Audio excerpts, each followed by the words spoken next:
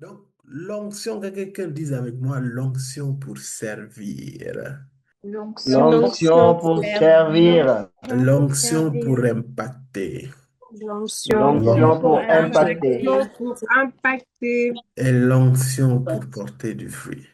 L'onction L'onction pour L'onction pour pour porter porter du du fruit. Porter fruit. du fruit. Aujourd'hui, on va parler d'onction. Le message d'aujourd'hui, en fait, c'est une continuité. C'est une continuité par rapport à 3 jours. Parce qu'on a parlé de l'amour, du premier amour, le fait d'aimer Dieu, le fait d'expérimenter l'amour de Dieu. Et ce message est venu vraiment pour répondre particulièrement à 2 questions. C'est pourquoi aimons-nous Dieu? Et OK, nous aimons Dieu, mais c'est quoi la suite? Vous savez, on nous dit aimer Dieu, aimer Dieu, aimer Dieu. D'accord. Mais pourquoi devons-nous aimer Dieu? Et aussi, bon, si nous aimons Dieu, c'est quoi la suite? OK, nous aimons Dieu. Est-ce que c'est fini? On s'arrête là? Ou bien il y a un travail qu'il faudra faire derrière? Donc, c'est vraiment une continuité. Et vous allez me dire, mais où est le rapport avec l'amour, le premier amour et l'onction pour servir, impacter et porter du fruit? Dis à ton voisin, t'inquiète pas, ça va quelque part. T'inquiète pas. Le Saint-Esprit a prévu une suite logique. Et en plus d'une suite logique, il a prévu aussi une grâce logique par rapport à toi et par rapport à moi. Il y a quelque chose qui va se passer. Amen. Aujourd'hui, il y a quelque Amen. chose qui Yes. va se passer. Donc, bénis Dieu de ta présence ici. Bénis Dieu. Il y aura un avant et il y aura un après. Tu ne te reconnaîtras plus. Amen. Je Amen. dis, Amen. je dis, tu ne te Mm. reconnaîtras plus. Amen. Yes. Pardon, ça Amen. ne Amen. dépend pas de moi. Et même, je Amen. déclare que du moment que tu t'es connecté, ça ne dépend plus de toi. Ça dépend du Seigneur. Yes. Amen. Amen. Et Amen. le Seigneur veut et décide que tu sois changé, que tu sois transformé. Bien-aimé, Amen. quand Dieu veut changer la vie d'un homme, Dieu veut changer la vie d'une femme, Dieu dispose une onction sur sa vie. Dieu fait couler une onction sur sa vie.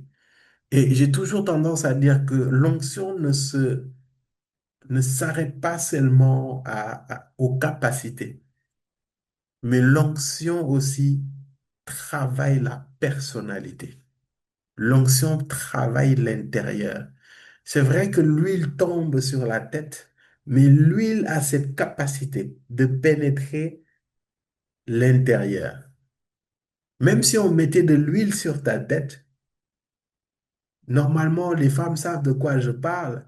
L'huile doit pouvoir atteindre tout ce qui est cuir chevelu et pénétrer en fait les pores de là où il y a ce cuir chevelu. Et vous allez voir que selon les types de produits, souvent des produits, on va dire, oléagineux, ces types de produits ont l'aptitude de donner une certaine qualité aux cheveux, une certaine manière de pousse au niveau de ces cheveux. Pourquoi? Parce que le produit que tu as mis au-dessus, d'apparence, tu masses juste tes cheveux, mais en massant tes cheveux, tu ne te rends pas compte et c'est ça l'onction. Souvent, on masse les cheveux pour ce que les résultats qu'on voit. On voit plus de volume, on voit plus de qualité au niveau des cheveux, on voit que les cheveux se cassent moins, on voit que les cheveux tiennent plus par rapport à l'humidité ou bien à l'air sec et tout ce qui va avec. Mais tous ces résultats que vous voyez, c'est le fruit du travail de ce produit ou de l'huile quand il pénètre au niveau de la peau. Et c'est ça l'onction. Les gens aiment l'onction pour la résultante, le spectaculaire, les choses que l'on voit. Mais la partie la plus importante de l'onction, c'est le caractère que ça produit et ça procure en toi. Amen.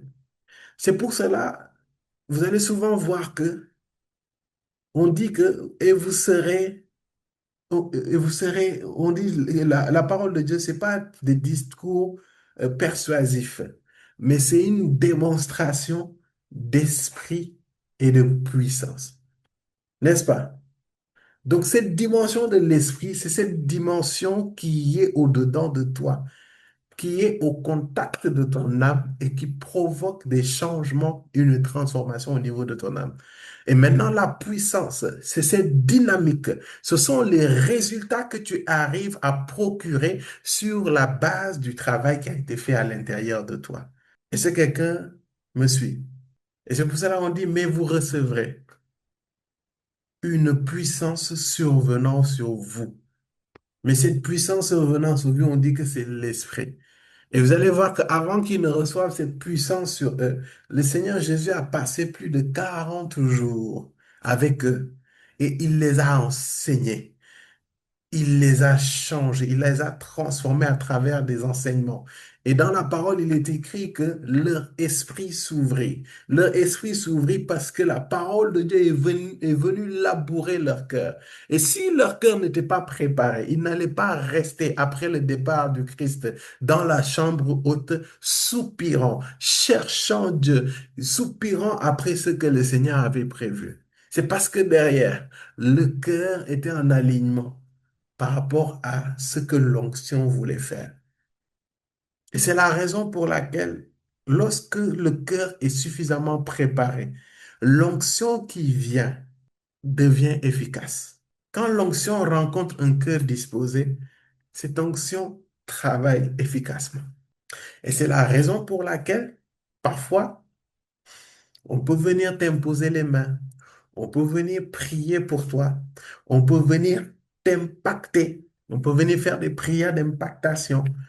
Tu tombes la plus belle chute du monde, tu tombes avec la plus grande violence du monde. Et tu remarques que les 5, 1, 2, 3 semaines qui suivent, il y a des mouvements, il y a des choses que tu expérimentes. Il y a une soif que tu expérimentes, il y a un feu que tu expérimentes, il y a des dons que tu manifestes. Mais tu vois qu'à un certain moment, ces choses s'estompent. Pourquoi? C'est parce que le cœur, l'âme, qui est le contenant, n'a pas pu garder ce que le Seigneur a mis dedans. Et c'est la même chose pour les cheveux. Permettez-moi d'aller dans ce sens toujours. Il y a des gens tellement, voilà, la tête peut être sale, tellement, ils peuvent avoir parfois des pathologies. Leurs pores sont bouchés. Et c'est à cause de ça, il y en a, on prend le temps de faire d'autres soins pour que les pores soient suffisamment ouverts. Mesdames, ne me laissez pas parler dans le vent. Si j'ai tort, vous me dites. C'est vrai, non? Donc, il y a un travail qui se fait pour que les pores puissent pouvoir s'ouvrir et recevoir en fait ce contenu qu'on veut y mettre, afin que le travail puisse être efficace et que les cheveux derrière qui étaient abîmés, ou bien là où on voulait que les cheveux poussent, que le produit puisse faire effet. Et c'est ce que le Seigneur attend de nous. Et la première chose que l'onction aime trouver, que l'onction aime retrouver dans le cœur de Dieu, c'est l'amour de Dieu. Et c'est la raison pour laquelle le Seigneur Jésus nous a parlé de plusieurs manières. Si nous allons dans Matthieu 22, le verset 36 à 40, le Seigneur nous a prévenus et il nous a montré que l'amour de Dieu est plus important que tout. Tout, tout, tout, tout, tout. Et quand je dis tout, c'est vraiment tout. Matthieu 22, verset 36. Bon, je peux lire ce passage rapidement pour vous. Et la parole de Dieu dit, Maître, quel est le plus grand commandement de la loi? Jésus lui répondit, Tu aimeras le Seigneur, ton Dieu, de tout ton cœur, de toute ton âme et de toute ta pensée. C'est le premier commandement et le plus grand. Et voici le deuxième qui lui est semblable. Tu aimeras ton prochain comme moi-même. De ces deux commandements dépendent de toute la loi et des prophètes. Bien aimé, à travers ce passage, le Seigneur Jésus fait comprendre que dans tout commandement que vous pouvez entendre, le plus important, c'est tu aimeras le Seigneur ton Dieu de tout ton cœur, de toute ton âme et de toute ta pensée. Le temps ne me permet pas de dire pourquoi il a dit précisément ces trois, cœur, âme, pensée. Parce que aimer Dieu dans chacun de ces territoires, de ces domaines de notre être, confère quelque chose en fait, active quelque chose dans nos vies. Et Le Seigneur, là, il leur fait comprendre que tout ce que vous pouvez faire, les amis, dans tout ce que tu veux faire, la première chose que tu dois respecter, première chose que tu dois obéir, première chose que tu dois appliquer, c'est d'aimer Dieu. Avant même de répondre au commandement, prier sans cesse, pardon, tu dois aimer Dieu. Avant de servir, tu dois aimer Dieu. Devant tes amis, tes proches, tes amis, ta famille, ton conjoint, ta conjointe, tes enfants, tu dois d'abord aimer Dieu. C'est pour ça que tu l'aimeras de toute ton âme, de tout ton cœur et de toutes tes pensées. Dieu veut prendre la première place. Il veut prendre la première place de nos cœurs, de nos âmes et de nos pensées. C'est ce qu'il attend de nous. Donc, la première question qu'on s'était demandé au début, c'est pourquoi aimons-nous Dieu? Nous devons aimer Dieu parce que c'est la chose la plus importante pour lui. La première chose la plus importante pour Dieu, c'est l'amour, son amour. Et d'ailleurs au ciel, c'est ce qu'il va vous demander, c'est ce qu'il va me demander, c'est ce qu'il va nous demander. M'as-tu aimé? C'est pas qu'as-tu fait pour moi d'abord, c'est m'as-tu réellement aimé? Devant son trône, il va te poser cette question. Thierry, est-ce que tu m'as aimé? Maintenant, il suffit pas de juste de dire Seigneur, je t'aime pour qu'on l'aime. Et c'est ça la subtilité. Souvent on passe à côté à cause de ça. Parce que pour manifester cet amour-là, pour lui montrer que l'on l'aime, on va poser des actions. Est-ce que vous me comprenez? L'amour de Dieu te pousse à l'action. Mais cela ne veut pas dire que c'est l'action qui va faire que tu vas être sauvé, qui va faire que tu as fait ce que Dieu attendait de toi. Et c'est là où la subtilité est. Dans toute chose que nous devons faire, nous devons le faire animé de l'amour de Dieu. Et c'est la raison pour laquelle Dieu nous dit, aimez-moi de toutes vos forces, de tous vos cœurs, pardon, de toute votre âme et de toutes vos pensées. Je le désire. Et c'est ce que je veux de vous. Première question, c'est ça. Si nous avons soupiré ces 3 jours, c'est dans le but de répondre à cette exigence que Dieu nous a donnée, qui est de l'aimer. Deuxième chose, c'est que c'est en ressemblant. Pourquoi, en fait, nous aimons Dieu? C'est parce que nous voulons lui ressembler.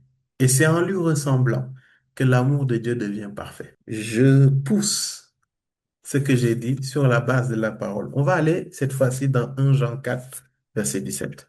Et là, maintenant, on entre dans la deuxième question. On suit, hein? On n'est pas, comment dire, on ne fait pas les choses n'importe où. Donc, j'ai répondu à pourquoi. Maintenant, tu as aimé Dieu. Pourquoi tu aimes Dieu? Tu sais que pourquoi tu aimes Dieu? Tu aimes Dieu parce qu'il te le demande et c'est la chose la plus importante pour lui. Maintenant, si tu aimes Dieu, c'est quoi la suite? On est ensemble? 1 Jean 4, verset 17.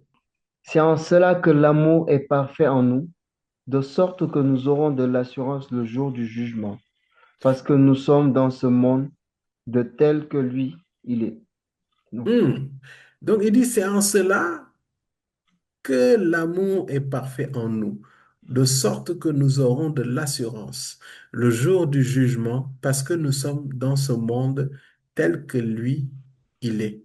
Bien-aimé, à travers ce passage, on dit que l'amour de Dieu est parfait lorsqu'on est tel que lui, il est sur terre. On a prié pour le premier amour.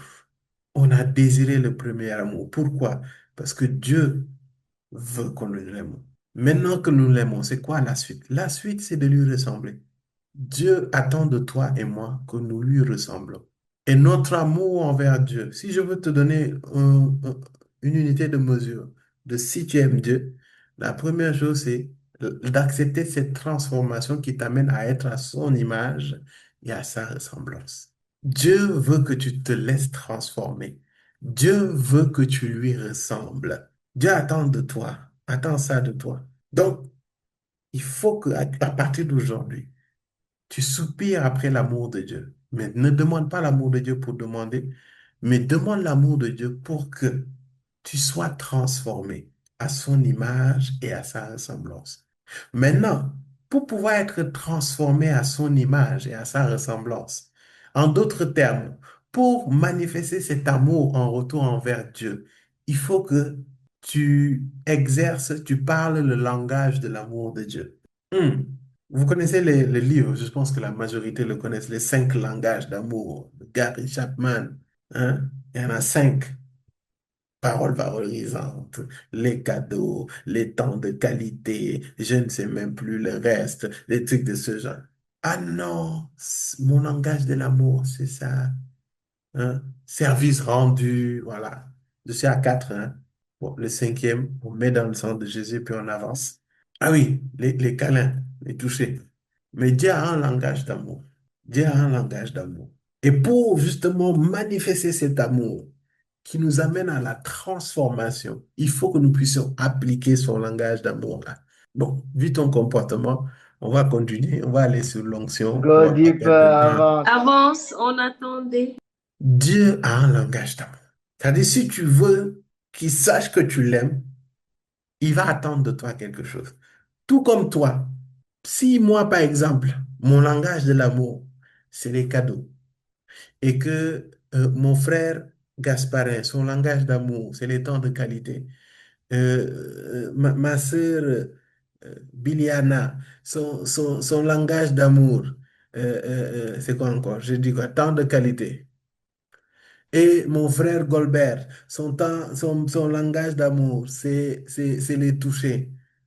Et comment on appelle ça?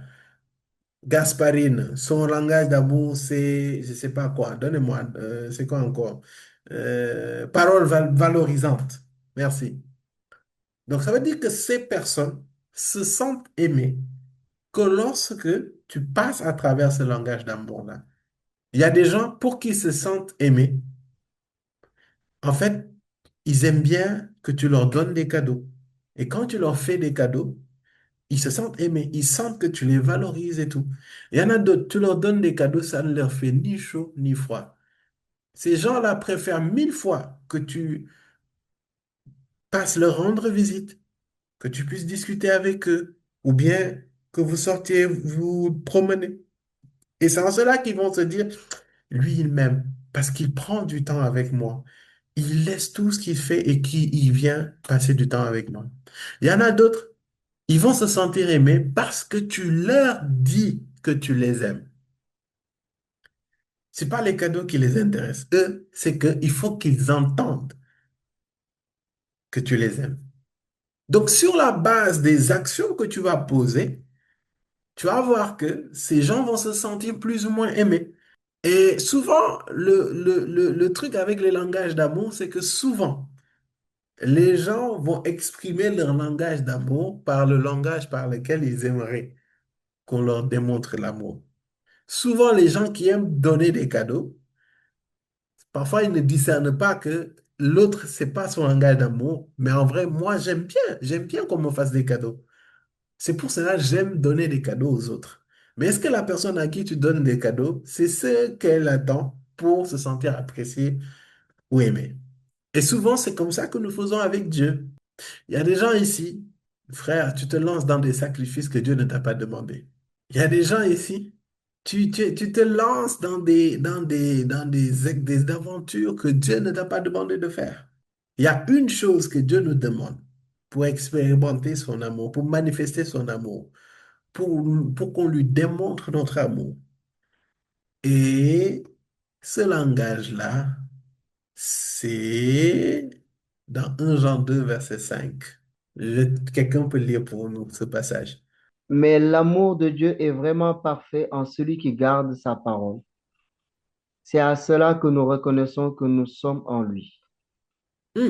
On dit quoi? Mais L'amour de Dieu est vraiment parfait en celui qui garde sa parole. en celui qui garde sa parole.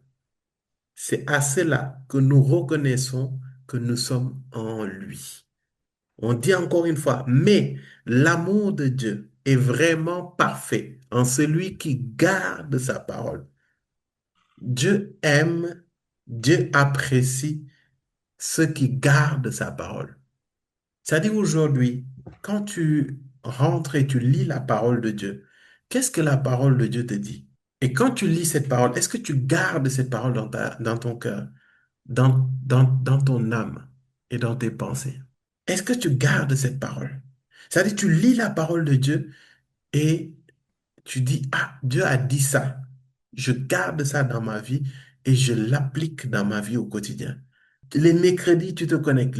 Durant les temps d'enseignement, Dieu parle à travers ses enseignements. Ce que je suis en train de vous enseigner actuellement, tu gardes cette parole-là et tu marches selon cette parole-là.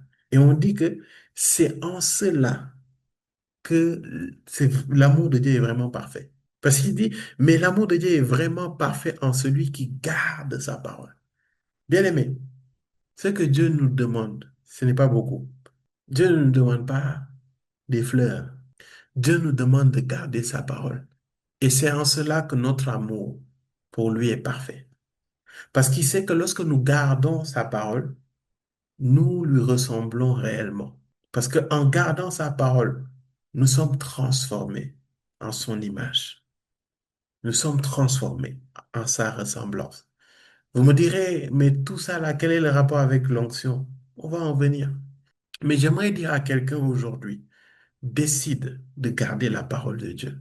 Décide de connaître la parole de Dieu et de la garder. D'ailleurs, tu vas activer ton micro et on va prier sur la base de ce passage avant de continuer. Si tu es ici et que tu reconnais que tu as du mal, tu obéis et tu gardes difficilement la parole de Dieu. Il y en a même, l'ennemi t'a tellement combattu que pour te poser et pour lire la Bible, ou bien pour te poser et pour écouter la parole de Dieu, là, même les mercredis, c'est tout un problème. Il y en a ici, tu es connecté, mais à peine tu es connecté, tu as des distractions. Mm. Tu te mets à te lever, tu as envie d'aller faire le ménage, tu as envie d'aller lancer le linge, tu as envie de plier tes habits, tu as envie de déplacer la chaussette qui est sur ce commode-là, et cette chaussette est, depuis là, est là depuis toute la semaine. Mais c'est quand on décide de faire l'enseignement aujourd'hui que tu décides de te lever. Et c'est la raison pour laquelle je bénis Dieu pour ceux qui ont activé leur caméra. Parce que Dieu seul sait ce qui se passe derrière ceux qui n'ont pas activé leur caméra. Dieu seul sait. Sur les 44, il y en a combien qui ont activé? 2, 4, 6, 8, 10. 10. Bon, de toute façon, la parole ne ment pas, hein. Sur les 4 terres, il n'y a qu'une terre qui a été fertile. Donc, c'est la loi des 25%. C'est la loi des 25%. La parole de Dieu est vérité, hein. Et Pareto a copié, hein, sur Jésus. Et vous savez, la loi de Pareto, c'est le 80-20. 20-25%, c'est le même sens. C'est quasi la même chose. Sur les 4 terres, il y avait une terre qui était fertile. En tout cas, j'aimerais dire à quelqu'un que Dieu attend de toi que tu gardes la parole. Quand tu te Mm. connectes, connecte-toi dans l'optique de garder la parole de Dieu. Dieu a dit ça. Je m'attelle à garder cette parole-là. Mm. Oui, oui, j'ai entendu ça durant l'enseignement, basé sur la parole de Dieu. Je décide de garder cette parole, quoi qu'il en soit. Quoi qu'il en soit. J'ai lu la parole de Dieu aujourd'hui. J'ai passé du temps dans la parole de Dieu. Dieu m'a dit ça à travers sa parole. Je garde ça. J'ai eu un temps de prière aujourd'hui, dans l'intimité avec le Seigneur. Dieu m'a dit ça. Je garde cette parole et je marche en conformité de cette parole, quelle que soit la situation, quelle que soit la personne en face de moi, quelle que soit l'adversité, quelle que soit la difficulté, la dureté de cette parole, même si cette parole paraît me faire mal. Et c'est en cela que l'amour de Dieu est parfait. Donc aujourd'hui, avant de dire Seigneur, je t'aime, Seigneur, me voici, gardes-tu la parole de Dieu? Posons-nous cette question-là. Et bien aimé, sincèrement, obéir à Dieu. Je vous ai dit, c'est son langage d'amour. Parce que garder sa parole, c'est consister à l'obéir. Est-ce que tu sais qu'obéir à Dieu, là, c'est pas compliqué, hein? Non, c'est pas compliqué. Note cette phrase puissante que le Saint-Esprit m'a dit. Note-le. Obéir à Dieu n'est pas difficile. C'est la désobéissance qui rend pénible notre relation avec Dieu. Obéir à Dieu, c'est pas pénible. C'est la désobéissance qui rend pénible notre relation avec Dieu. Et quand le Saint-Esprit m'a dit cela, je me suis arrêté, j'ai dit, waouh, mais c'est tellement vrai. Bien aimé, parfois on se trouve dans des situations compliquées parce qu'on a tout simplement désobéi à Dieu. Et dans cette désobéissance, on se trouve dans une posture difficile. Et dans cette posture difficile, Dieu nous dit de faire des choses. Et on a l'impression que c'est difficile de faire ces choses-là. Non, non, non. La position initiale qui t'a mis dans cette posture difficile-là, c'est ta désobéissance envers la parole de Dieu. Parfois, qui se fait de manière intentionnelle ou bien de manière, comment dire, par ignorance. Est-ce que je parle à quelqu'un? Yes. Bien-aimé, désobéir à Dieu te coûte plus que l'obéir. C'est toujours plus compliqué de désobéir à Dieu que de lui obéir. Parce qu'à chaque fois que tu décides, que tu te mets dans des dispositions à obéir à Dieu, il te donne la force, il te donne la capacité. Lui-même, il t'accompagne dans ce choix-là. C'est vrai, hein? Mais quand tu décides de désobéir, tu as dit non. Bon, Dieu m'a dit ça, mais je décide de faire ça comme ça, comme ça. Ça te trouve dans des postures difficiles. Frère, Dieu t'a dit ne réveille pas l'amour avant l'heure. C'est la parole de Dieu qui le dit. Ne réveille pas l'amour avant l'heure. Mais parce que dans ta désobéissance, tu as réveillé l'amour avant l'heure, tu vas te retrouver à un certain moment à trouver difficile le fait de se préserver avant le mariage. Le commandement de se préserver avant le mariage devient difficile parce que tu as réveillé l'amour avant l'heure. Tu as désobéi à une parole du Seigneur. Et à cause des enchaînements de gourmets, à cause des blessures, à cause du fait que tu t'es exposé à l'impudicité, frère, tu as déjà donné à ton âme à travers sa chair de quoi manger. Et vu que ton âme a enregistré cette information, il t'est difficile et tu te retrouves à lutter en fait avec contre ta chair. Pourquoi? Parce que derrière, il y a une désobéissance qui a été opérée. La désobéissance rend pénible notre relation avec Dieu. C'est pas ses commandements, c'est pas ses lois, ses règles qui sont compliquées à obéir. Bien aimé, si nous trouvons que c'est difficile de marcher avec Dieu, c'est parce que derrière, on a accumulé beaucoup de désobéissance derrière. Et pour t'illustrer cela, on va aller dans 1 Jean 5, le verset 3. Il le dit trop bien. 1 Jean 5, verset 3 dit, en effet, l'amour envers Dieu consiste à respecter ses commandements. Or, ces commandements ne présentent pas un fardeau. L'amour de Dieu. En effet, l'amour envers Dieu consiste à respecter ses commandements. Or, ces commandements ne représentent pas un fardeau. Bien aimé, les commandements de Dieu ne représentent pas un fardeau. S'il y a un commandement de Dieu qui représente un fardeau pour toi, scanne ton cœur parce qu'il y a un commandement auquel tu as désobéi. Qu'as-tu désobéi qui fait que ce que la parole de Dieu dit est compliqué et dur et difficile pour toi? Est-ce que quelqu'un me suit? Yes. Yes. Est-ce que quelqu'un me comprend? Yes. Frère, c'est comme moi. Parfois, parce que tu veux te prouver que tu es dangereux, tu te lances dans des jeûnes que Dieu ne t'a pas demandé.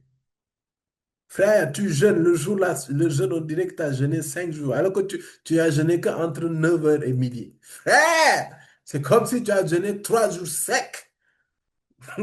Tu sens que l'esprit n'est pas dedans. Ah, c'est vrai ou c'est faux? Il y a des jours où tu jeûnes. C'est juste que tu as envie de te sentir dangereux. Je vais jeûner. Mais bizarrement, ce jeûne-là, midi arrive, ça dit, tu commences à avoir des vertiges. Tu commences à voir flou. Moi, je n'ai pas dit de non. Je n'ai pas dit de non. Comme si Non! Ou bien parfois, tu dis, ah, Seigneur, il y aura tel frère. Je vais me lever dans la prière. Frère, tu te lèves dans la prière. C'est-à-dire, c'est comme si tu es dans une bulle insonorisée. Tu parles, toi-même, tu sens que tes paroles font comme ça et puis reviennent à toi. Ça part nulle part. Toi-même, tu pries, hein. Tu pries. Toi-même, tu pries. Tu es convaincu au-dedans de toi que la prière ne va aller nulle part. La désobéissance coûte cher, les amis. Que Dieu nous donne la grâce de l'obéir. Amen. Il y a des gens Amen. ici, Dieu t'a dit, n'y va pas. Coupe cette relation. Tu as dit non. Tant qu'il y a la vie, toujours il y a espoir. Déjà, ça, c'est pas la parole de Dieu. Ce que tu dis là, c'est magique. C'est magique, mais ce n'est pas la parole de Dieu. Non, tout homme peut changer. Frère, tu es en train de parler à celui qui a créé l'homme. Il te dit, il a scanné ton bro ou ta bras. Il a vu, il a vu son caractère, il a vu sa destinée, il a vu son bagage. Il a dit, pardon ma fille, moi je t'aime. Hein? Il y a des choses que je veux t'éviter, quitte. T'as dit non. Mais je sais pas, l'autre jour j'ai rêvé, j'avais porté une robe blanche et puis il a porté une robe, un costume rouge. Frère, du moment qu'il a porté costume rouge, tu dois fuir. Déjà rouge là. Dieu t'a parlé, frère. Dieu t'a parlé, sœur. Mais toi, tu t'accroches quand même. Et tu vois qu'après, les choses deviennent compliquées autour de toi, tu comprends pas. On te dit non, n'y va pas.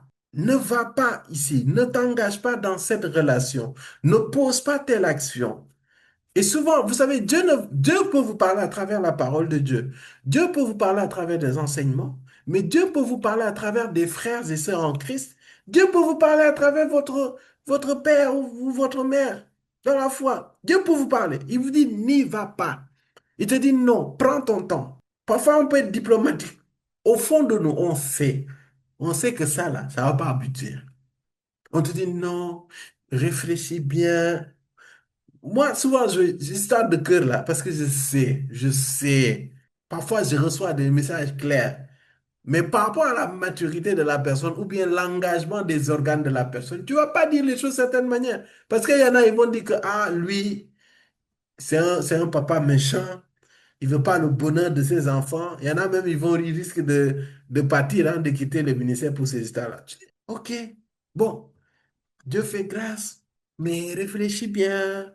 Tu vois, on dit des phrases. C'est que toi-même, vu que à la base du cerveau, c'est le cœur qui fonctionne, tu ne comprends pas les feux orange, rouge qu'on te donne. Fais doucement, observe-le bien et tout. Non, non, non, non. Toi, tu dis non.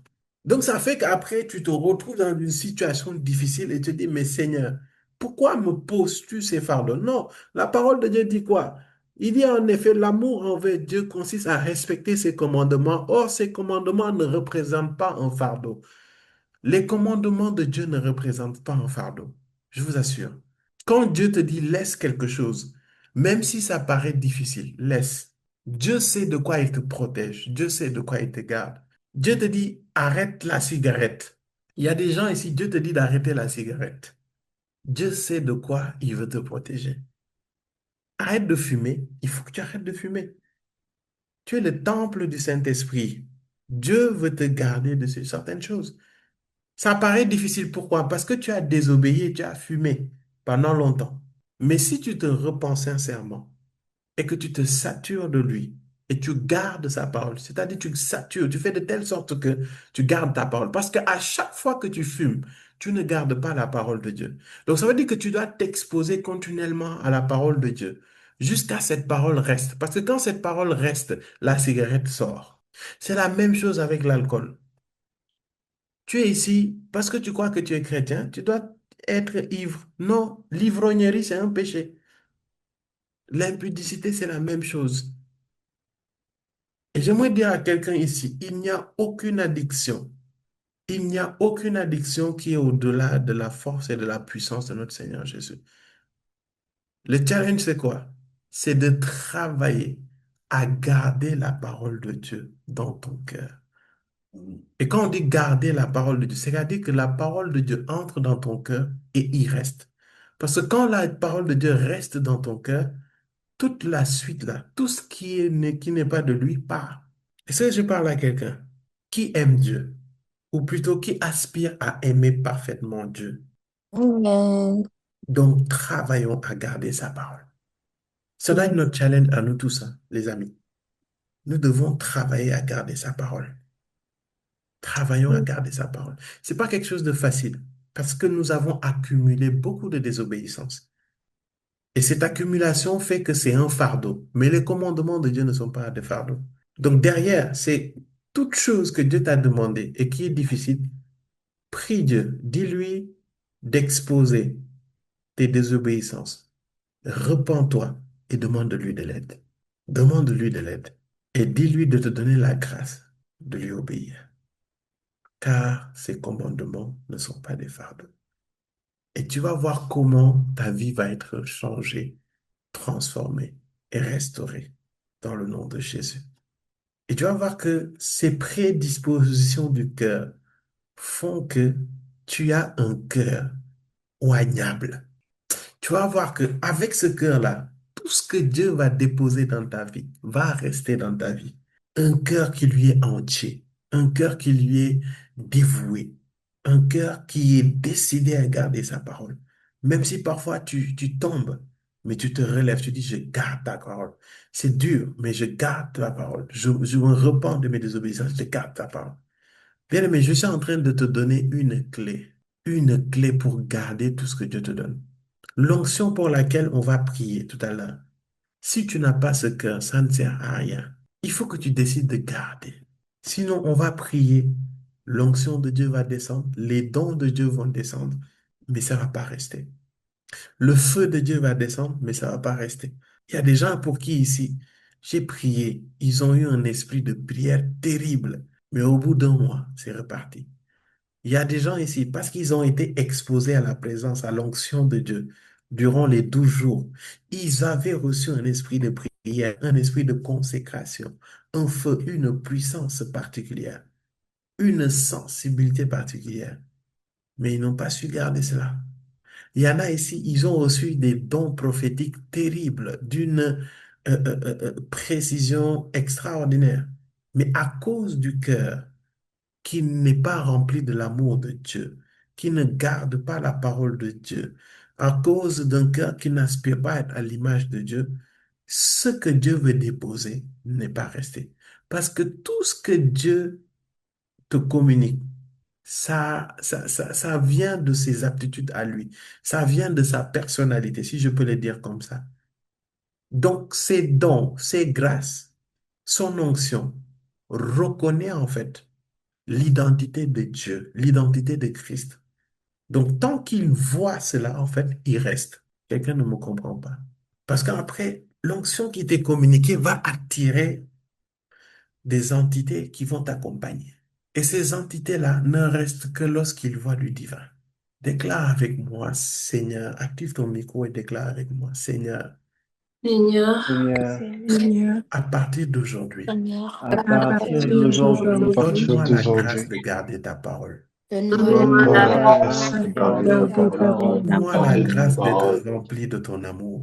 donne-moi Donne-moi la la grâce grâce d'être rempli de ton amour. À partir de maintenant, à À partir de partir de maintenant, je maintenant, décide de garder ta parole je décide de garder ta parole et je décide de grandir dans mon obéissance envers je toi. décide je de décide de grandir garder, dans de mon grandir dans mon Au obéissance. nom de Jésus, Amen.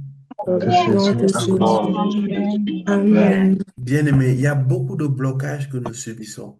C'est dû à notre désobéissance envers Dieu. C'est parce que nous désobéissons à Dieu. Qu'est-ce que Dieu t'a dit dans le lieu secret? Qu'est-ce que Dieu t'a dit à travers sa parole? Qu'est-ce que Dieu t'a dit? Quelles sont ses instructions à travers ses enseignements, à travers la bouche de ses serviteurs? Qu'est-ce que Dieu t'a dit? Qu'est-ce que Dieu m'a dit? Et aujourd'hui, le Seigneur veut nous amener à une autre dimension dans ce ministère. Toi qui es ici connecté, je te parle personnellement. C'est comme s'il n'y a que toi et moi qui sommes connectés. Dieu veut t'oindre pour le servir. Tu vois, tu n'es même pas convaincu de ce que je te dis. Amen. Je ne parle pas à ton voisin, je te parle à toi. Amen. Je te parle à toi. Dieu a décidé de t'oindre pour que tu le serves. Amen. Il y a trois catégories de personnes dans ce ministère. Il y a des personnes qui désirent le servir, mais qui n'ont peut-être pas le caractère, les aptitudes, les attributs de le servir. Il y a des personnes ici qui ne veulent pas le servir. Et il y a une autre catégorie de personnes qui se demandent, Seigneur, est-ce que je suis capable de te servir? Et je veux parler à ces trois catégories de personnes. Dieu est venu aujourd'hui pour te répondre. Et il dit, mon fils, ma fille, je veux t'oindre aujourd'hui pour que tu me serves. Trois catégories de personnes. Des gens qui le servent, mais qui sont peut-être maladroits, qui ne savent pas par où commencer, qui ne savent pas comment faire, qui ne savent pas. Il y en a d'autres, ils veulent pas servir. Mais il y en a d'autres, ils se demandent, mais Seigneur, suis-je digne de te servir? Comment je peux te servir? Tu connais mes archives, tu connais mon histoire. Aujourd'hui, j'aimerais te dire, Dieu veut t'oindre pour le servir. Et je te parle personnellement à toi, pas à ton voisin. Et je veux t'exhorter à accepter cet appel à servir. Et c'est pour cela, il est en train de parler à des Pierre aujourd'hui, à des Simon-Pierre. Parce qu'il a demandé à Simon, m'aimes-tu? Trois fois. Et à chaque fois, il lui dit, paie mes brebis. Et aujourd'hui, le Seigneur s'adresse à toi à travers le passage de Matthieu 4, verset 19. Donc, Matthieu 4, verset 19, Il leur dit, suivez-moi et je ferai de vous des pêcheurs d'hommes. le Seigneur Jésus dit, suivez-moi et je ferai de vous pécheurs d'hommes. Et le Seigneur aujourd'hui vient nous faire un appel, nous tous, le ministère Refuge pour les Nations. Et je te parle personnellement aujourd'hui. Je le répète, Antoine, je te parle personnellement. Émilie, je te parle personnellement. Valérie, je te parle personnellement. Yvonne, je te parle personnellement. Maëva, je te parle personnellement. Angélique, je te parle personnellement. Félix, je te parle personnellement. Jeanne-Marie, je te parle personnellement. Sylvestre, je te parle personnellement. Marie-Christiane, je te parle personnellement. Nicole, je te parle personnellement. Germaine, je te parle personnellement. Crispine, je te parle personnellement. Fortuné, je te parle personnellement. Mélissa et bébé, je vous parle personnellement. Léopold, je vous parle personnellement. Le Seigneur Jésus vient nous parler, nous tous personnellement. Et ce passage qu'il a dit pour Matthieu 4, 19, il l'a dit à Pierre. Et aujourd'hui, cette même parole demeure. Et il vient de le dire aujourd'hui. Il dit, suivez-moi et je ferai de vous des pêcheurs d'hommes. Tout à l'heure, on s'est posé la question, on aime Dieu, c'est quoi la suite? La suite, c'est de lui obéir. La suite, c'est de garder sa parole. La suite, c'est de répondre à son appel. Et Dieu veut faire de toi un pécheur d'homme. Il te demande rien d'autre. Il te dit aujourd'hui, je veux faire, tout comme il l'a dit à Pierre, Simon Pierre, il est en train de te dire, je veux faire de toi un pécheur d'homme. Je vais te le répéter encore et encore. Le Seigneur Jésus veut faire de toi un pécheur d'homme. Et c'est quoi un pécheur d'homme? C'est un homme qui est là pour amener les âmes à Jésus-Christ. Ni plus ni moins. Il y a des gens qui désirent amener des âmes à Jésus-Christ, mais ils ne savent pas comment s'y prendre. Il y a des âmes qui ne veulent pas amener les âmes à Jésus-Christ. Il y a des âmes qui se disent, mais Seigneur, suis-je digne d'amener les âmes à Christ? Dieu parle à ces trois catégories de personnes. Nous tous ici, nous faisons partie d'une de ces trois catégories. Et le Seigneur Jésus veut faire un appel solennel ici à son peuple.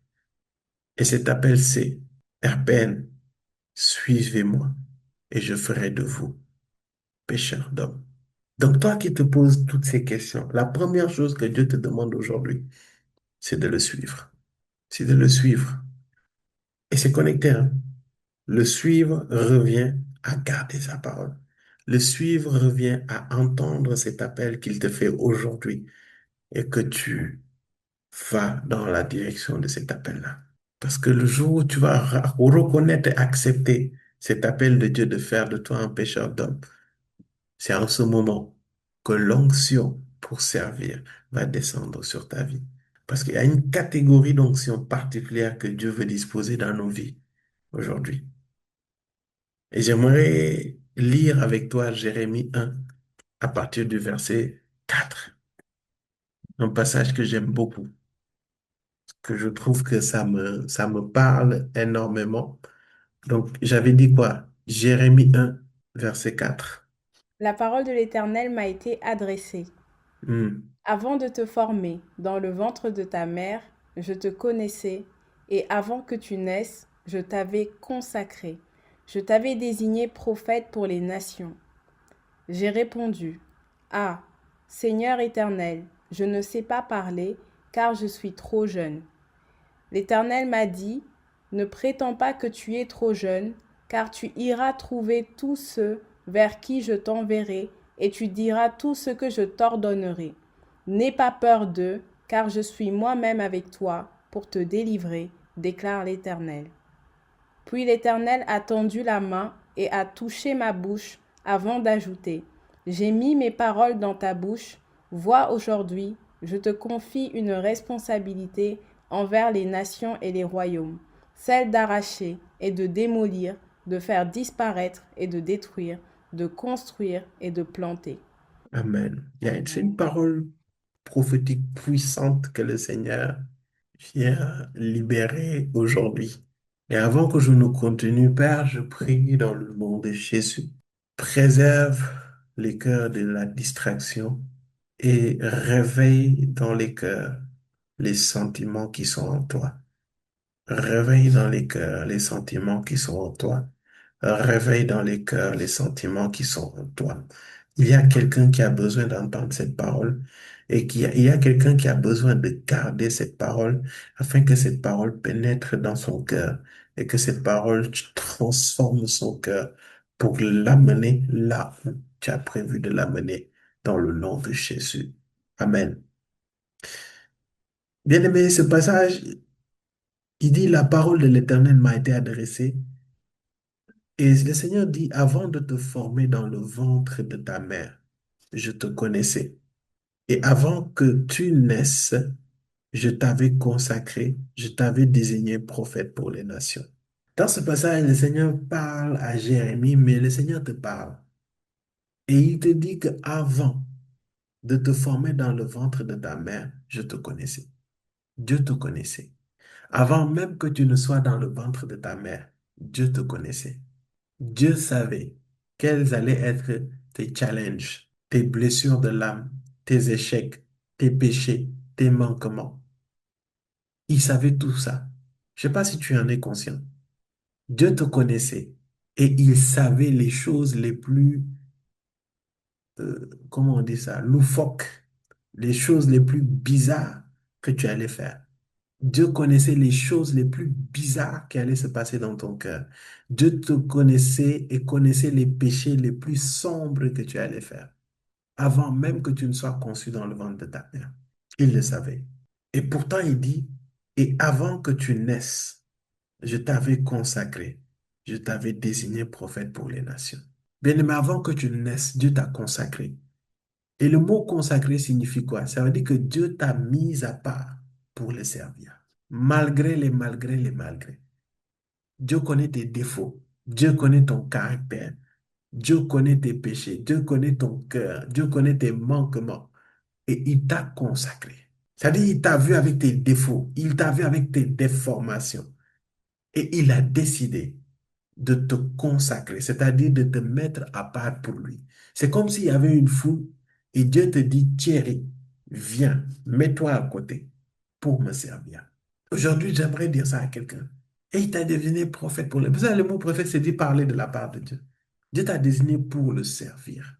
Et je sais que nombreux sommes-nous ici, comme Jérémie, on s'est exclamé, on a dit, Ah, Seigneur éternel, je ne sais pas parler. Un, car je suis trop jeune. Deux, il y en a ici qui se disent qu'ils sont trop jeunes.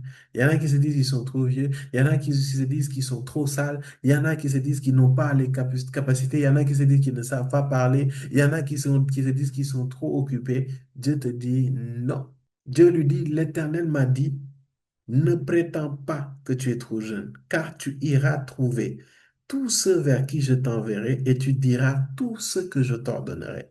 Amen. N'aie pas peur d'eux, car je suis moi-même avec toi pour te délivrer, déclare l'Éternel. Et le Seigneur aujourd'hui est en train de te dire, n'aie pas peur. N'aie pas peur de tes défauts. N'aie pas peur de tes faiblesses. N'aie pas peur des petits commencements. N'aie pas peur du jugement des autres. N'aie pas peur de ce que les autres vont penser de toi. N'aie pas peur de ce qui est en face de toi. Il dit que lui-même, il sera avec toi. J'aimerais dire à quelqu'un aujourd'hui, n'aie pas peur. Amen. Amen. N'aie pas peur. Il est avec toi. Amen. Mais il connaît tes défauts. Il sait que toi, quand tu vas commencer, tu vas casser les tasses. Il sait. Il sait que tu vas trébucher. Il sait que tu vas faire des bêtises. Il sait que tu vas faire des erreurs. Mais il dit, n'aie pas peur. Moi, j'apprends beaucoup avec mon fils là. Quand ils apprennent à marcher, c'est bêtise sur bêtise. Mais cela ne les empêche pas d'essayer et de continuer à marcher. Tu peux les voir, ils tombent, la tête tape le sol. Ils pleurent, tu les reprends. Après, tu les reposes. Ils se remettent à manger, à marcher. Pourquoi? Parce qu'ils n'ont pas peur. Pourquoi? Parce que ceux qui représentent les personnes qui sont censées les protéger sont avec eux, c'est-à-dire papa et maman. Et ton problème, c'est que tu es trop conscient devant toi. Il y a quoi? Et aujourd'hui, Dieu te dit, avant même que tu ne sois conçu dans le ventre de ta mère, je te connaissais, je t'ai consacré, je t'ai mis à part pour que tu me serves. Et maintenant que tu es conscient que tu ne mis à part, arrête de regarder à tes défauts. Arrête de regarder à tes qualifications aux choses qui te manquent. Il te dit juste une chose. Je mettrai des paroles, obéis à ces paroles et marche, serre sur la base de ces paroles. C'est pour ça qu'il dit, car tu iras trouver, ne prétends pas que tu es trop jeune, car tu iras trouver tous ceux vers qui je t'enverrai et tu diras tout ce que je t'ordonnerai. C'est Dieu qui parle et puis toi tu répètes.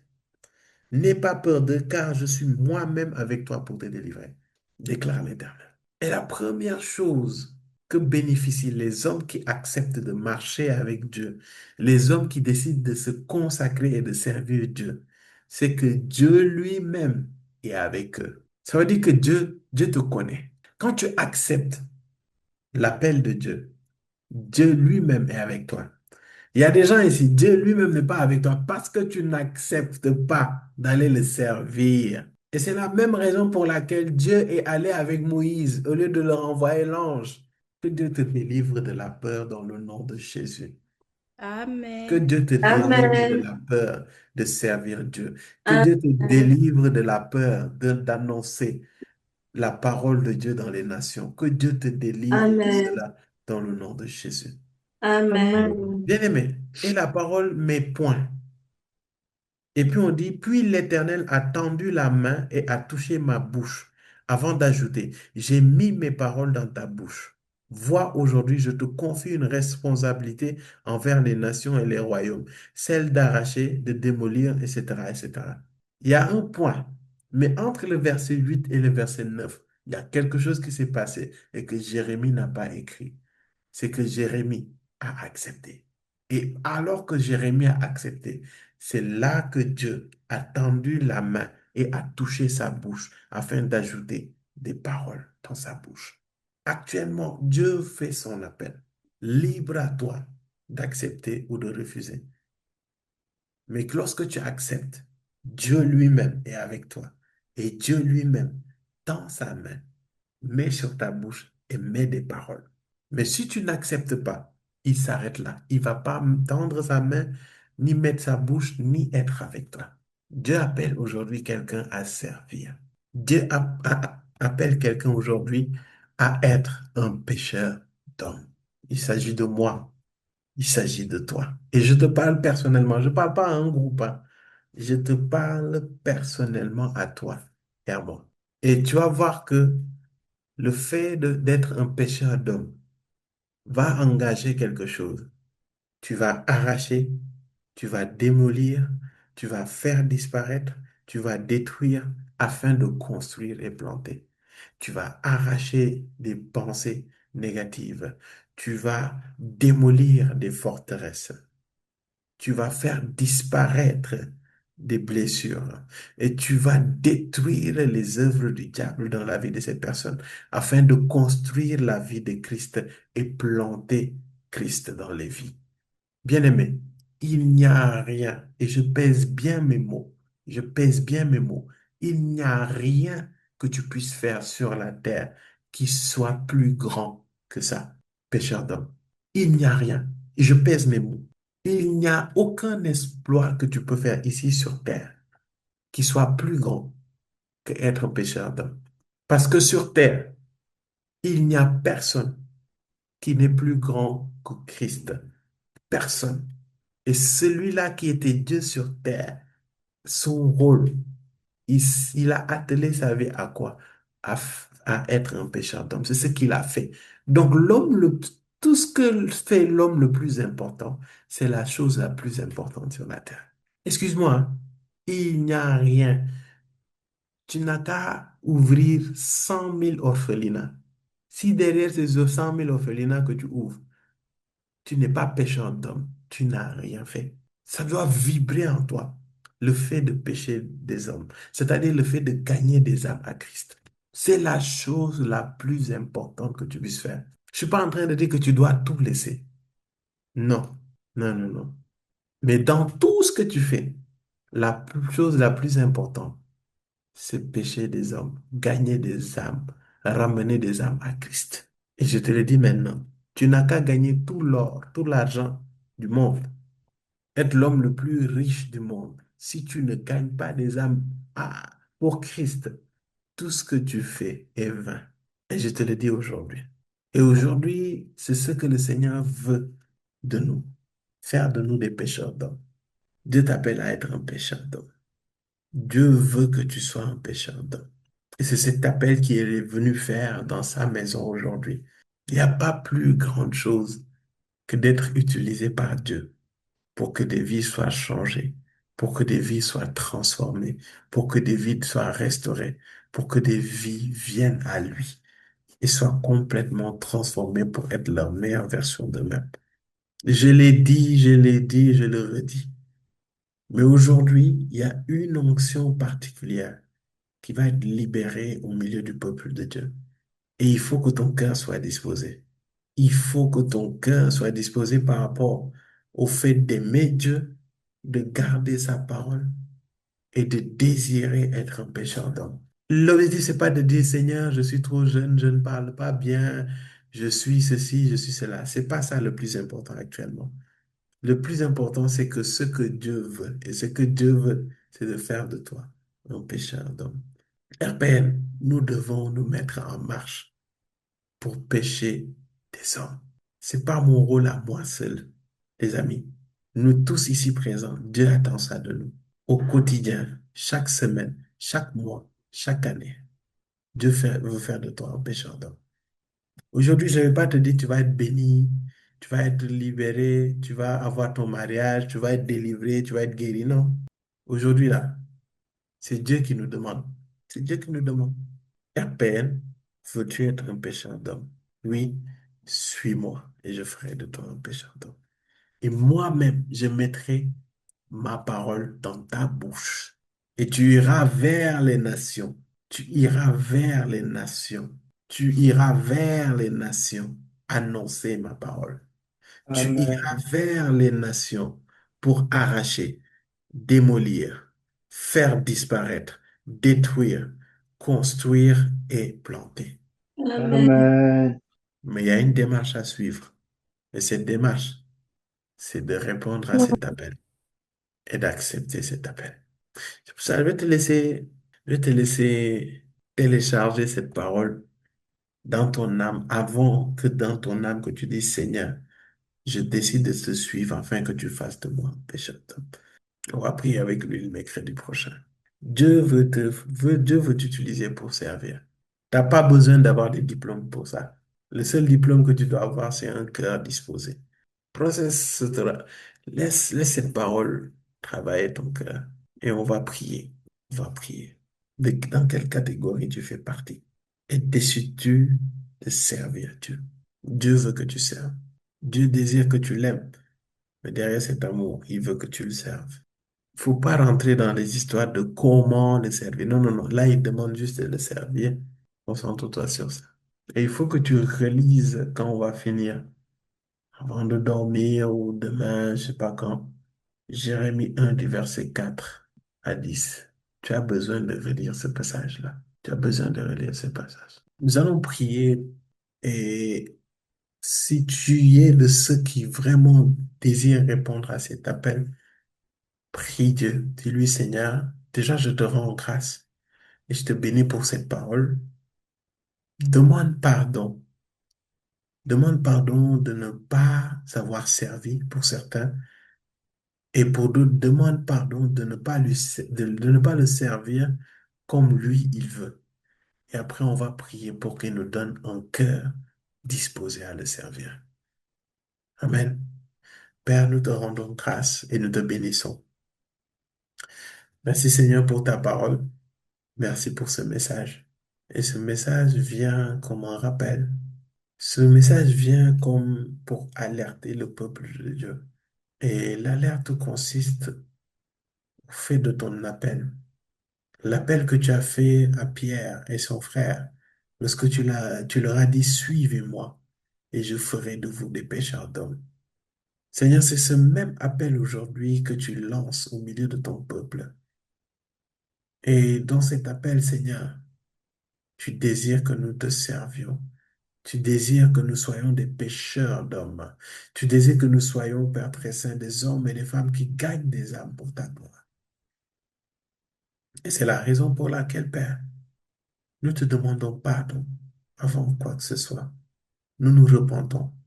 Parce que pour certains, Seigneur, nous ne t'avons pas servi du tout. Nous ne t'avons jamais servi. Pour d'autres, nous ne t'avons pas servi comme tu l'attendais de nous. Et Seigneur, nous voulons te demander pardon. Pardon pour notre égoïsme. Pardon pour notre cœur endurci. Pardon pour notre cœur alourdi. Pardon pour notre indiscipline. Pardon pour notre manque du sens des priorités. Pardonne-nous toutes ces choses, Père. Et donne-nous, Seigneur, d'avoir ce cœur disposé, ce cœur qui écoute cette parole, qui l'entend et qui décide de répondre à cet appel. L'appel de servir, l'appel de faire des disciples, l'appel de pécher des hommes, de les ramener à Christ, l'appel, Seigneur, de t'appartenir, l'appel d'être rempli de ton amour, l'appel, Père très saint, de garder ta parole. L'appel, Père très saint, d'être à ton image et à ta ressemblance. L'appel, Seigneur, de t'aimer encore plus. L'appel de quitter la désobéissance et de marcher en obéissance à ta parole. L'appel de faire ta volonté à toi et à toi seul. Seigneur, tu veux faire de nous des pécheurs d'hommes. Tu veux faire de nous des hommes et des femmes que tu utilises pour toucher des vies, pour entrer dans des vies, pour transformer ces vies. Et Seigneur, alors que nous sommes ici et que nous répondons à cet appel, Père, oh, tu disposes nos cœurs et tu disposes nos cœurs.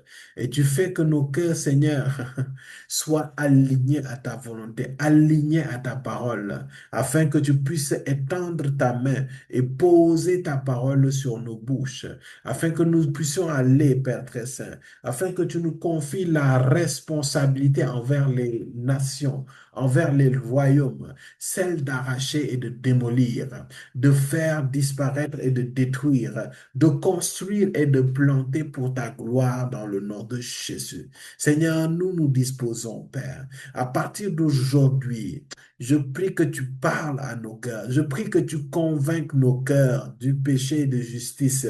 Je prie que l'Esprit de Dieu vienne saisir nos âmes, vienne transformer, restaurer nos âmes, afin que tout ce qui est peur, tout ce qui est crainte, tout ce qui est appréhension, tout ce qui est timidité, tout ce qui est culpabilité, Seigneur, ces choses et similaires, Père, soient exposées et enlevées de nos vies, Seigneur. Père, je prie que tu exposes toutes les choses qui nous empêchent de te servir, afin que, Père, avec l'onction qui va tomber sur ton Église, l'onction qui va tomber sur ton ministère, Père. Que cette onction, Seigneur, nous amène à aller et faire de toutes les nations des disciples, Père, à annoncer ton évangile jusqu'aux extrémités de la terre, sans pour autant laisser, Père très saint, la peur, la crainte et toutes choses similaires de nous paralyser, Seigneur, dans l'accomplissement de ta volonté dans le nom de Jésus. C'est pour cela, Père, crée en nous un cœur pur, mets en nous un esprit bien disposé. Crée en nous un cœur pur, mets en nous un esprit bien disposé, Seigneur. C'est toi qui mets en nous le vouloir et le faire. Et nous nous attendons à toi. Libère les cœurs, touche les cœurs.